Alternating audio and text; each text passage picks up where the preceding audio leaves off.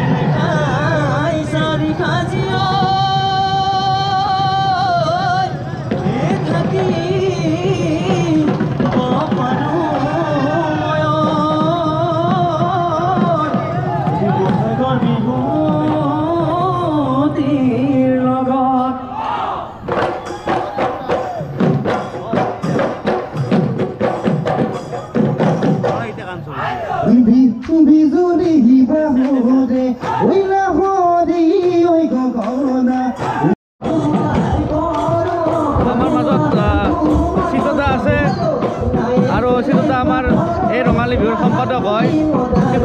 অনুভৱ কেনেকুৱা? সঁচাই এইবাৰ সঁচাকৈ মই সম্পাদক হৈ মই সঁচাকৈ বৰ ভাল লাগিছে। মই সকলোৰে সহায় সহযোগিতা পাইছোঁ। মোৰ বন্ধুবৰ্গই মোক সঁচাকৈ বহুত সহায় কৰিছে। তাৰ কাৰণে আজি মই প্ৰথম দিনাই বিহুত যিখিনি মই ভাবিছোঁ সেইমতে কামখিনি হোৱাৰ কাৰণে সঁচাই মোৰ ভাল লাগিছে।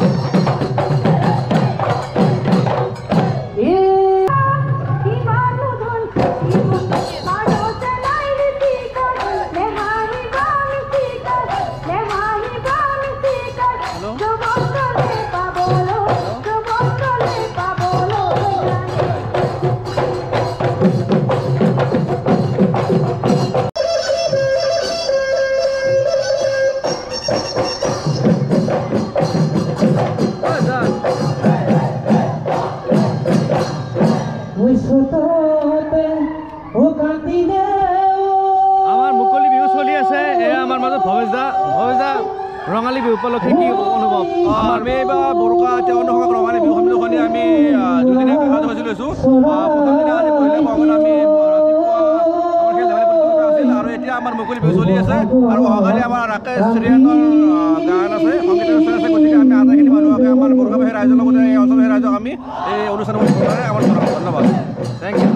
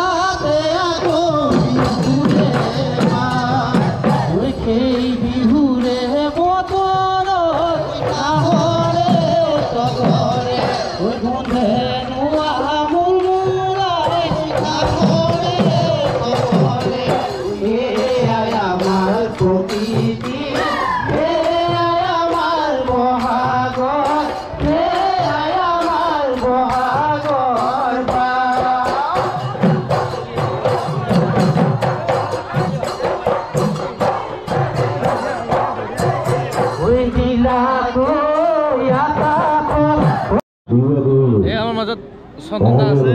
চন্দা আমাৰ বৰকা ৰঙালী বিহুৰ সম্পাদক হয়। চন্দা, অসমৰ ৰাইজক কিমান আজি পহিলা বহাগত অসমবাসী ৰাইজলৈ